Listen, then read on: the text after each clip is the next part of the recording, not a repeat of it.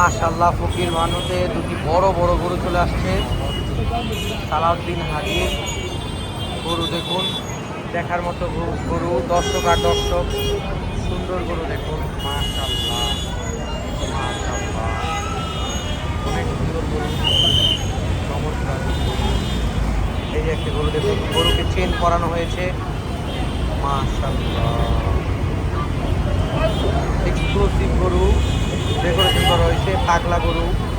মাশাআল্লাহ, সুন্দর সুন্দর গরু, দেখার মতো গরু।